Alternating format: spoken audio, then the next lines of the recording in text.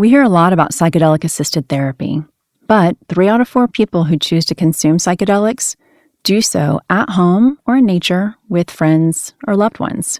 I'm April, founder of SetSet, an integration platform to help you get the most out of your psychedelic experiences.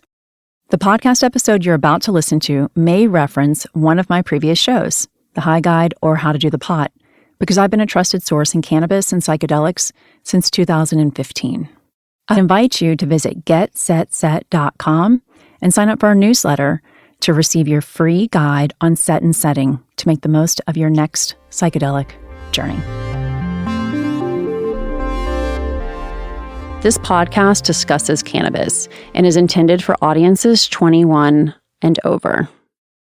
When you start taking a tincture, how do you know how many drops to take? Some people need microdoses, and so they only take a drop. And so you had to start low and slow with 1 drop for a week and then raise it to 2 or 3 until it took away your pain. And so people would talk about it. Everyone that had that condition would talk about it. And so there was a great support group. We even had a facilitators group so that if somebody was trying it for the first time and they were scared, a group of us would go over there and be there with them, not getting high or using any of our own medicine, but just being there with them. You just heard from Sherry Horn, the former mayor of Laguna Woods, California, and a cannabis advocate who helps seniors learn how to use cannabis, often by taking small doses to help with aches, pains, and stress. Taking small doses throughout the day to regulate pain or your mood is microdosing, or as we like to say here at How to Do the Pot, flying low. You're not in the clouds, but you feel lighter, light enough to float. Doesn't that sound like the perfect state in which to ride out COVID? Microdosing can refer to low-dose THC or low-dose THC with equal or greater parts of CBD in the formulation. To help you decipher what low dose actually means, today we're digging into ratios and percentages on cannabis labels. So think of reading labels on cannabis products like a nutrition label. Your dietary goals dictate the ingredient you zero in on: carbs, sugar, saturated fat. You get it, and you also get that your dietary goals change. With cannabis labels, your weed goals are not always the same, so how you read the label is determined by the ingredients you need to get your desired outcome. And just like not every diet is a winner, not every weed product is either, so please be open to experimenting.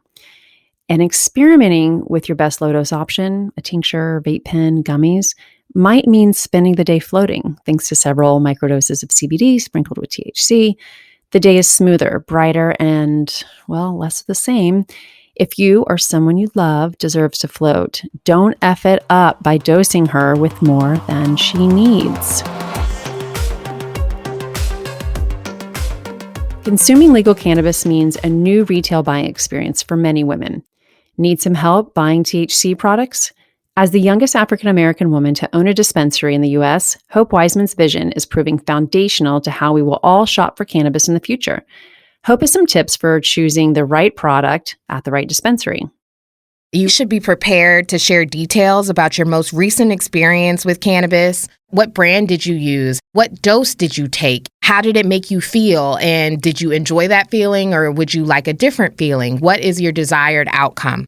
If you have a good idea of these things in advance of coming to the dispensary, it can make the experience more pleasurable. Hope also reminds us what to expect from the people helping you out when you buy the pot. Bud tender. They are experts in the brands that they carry. They're talking directly to patients and customers all day, every day. They understand all the frequently asked questions. When someone first comes to a dispensary, a lot of times people go to their bud tender and they're looking for medical advice. And these are retail sales associates, and they are not medical professionals. They are not allowed to give medical advice, but a lot of them are highly trained on the science of cannabis. So there is a level of expertise that you can expect. If you live in one of 17 states that allows it, cannabis can be delivered right to your door. You can check out our website, dothepot.com, for all the state-by-state details. So how does cannabis delivery work? Well, it's a lot like having anything delivered. You check out what you want online, add it to your cart, choose a time, and wait. The main difference is payments. Some states allow for delivery payments with debit cards, others accept checks, and some take only cash.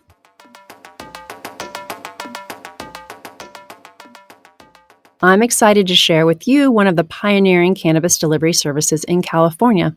Sava is based in San Francisco and serves the Bay Area. Over 50% of the companies on the site are women-founded, and they have a growing menu of BIPOC brands too. The online menu is really helpful and lets you filter products based on how you want to feel or what health issue you want to solve. Sava delivery drivers are all discreet and professional. Your order is packaged in a cardboard box that looks like a present and is 100% recyclable.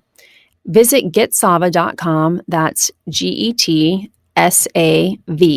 as in Victor, A.com, and receive $10 off your first purchase with promo code DOTHEPOT. For today's high five, what the ratios and percentages on cannabis labels mean. Number 1, CBD:THC. When reading labels printed with CBD:THC ratios, the number to the left of the colon always refers to CBD, and the number to the right always refers to THC. My cheat is that C comes before T. To learn more about CBD:THC ratio formulated products, listen to the pharma episode of How to Do the Pot. Number 2, 1:1, equal parts CBD and THC. When consumed simultaneously, CBD naturally diminishes the effects of THC, the psychoactive effects. The intoxicating effect of a 1:1 formulation is most similar to a glass of champagne. Number 3, 20:1, or 20 times CBD to 1 part THC. The much higher ratio of CBD means that the intoxicating properties of THC will be barely felt, like after consuming a light beer, a Pilsner. Number 4, 1:3. Although most dual formulated products contain higher levels of CBD, you need to look out for the opposite, a higher number after the colon. This is tricky and will result in 3 times the THC you are expecting, with a minimal amount of CBD to level off any anxiety that might induce. It is a common mistake to mix up the ratio, so just remember again, the first number is CBD, that's not going to get you high. Second number is THC, that's going to get you high. If that second number is bigger, you're going to be higher. Number 5, 16% plus THC. Flower and pre-rolls products with THC levels around 16 to 21% and less than 1 to 2% CBD will induce very noticeable intoxicating effects. Extraction-based goods like oil cartridges have much higher levels of THC listed on their labels because these are concentrated products. A little goes a long way. Over 22% THC is a mental commitment at a minimum, with the potential to induce serious anxiety. Sometimes it is fun to see if you are up for the challenge, but you need to know what you're doing if you are getting in bed with 22% THC. Today's strains with just right ratios. AC/DC. It's a 20:1 CBD to THC strain. It's the first choice that I usually recommend to those who are newish to cannabis, and you can find it in dispensaries most everywhere. Cannatonic is a 1:1 strain, and it's a quiet high that soothes your body and mind, prevents and reduces inflammation. So you get a little bit of a balanced high, and it does help with pain, but you're not flying. Harlequin. It consistently yields a 2:1 ratio. So 2 parts of CBD to 1 part THC. And it's for people who don't want to be getting high. It's a great daytime strain, so you can work without stress, like cleaning out your garage.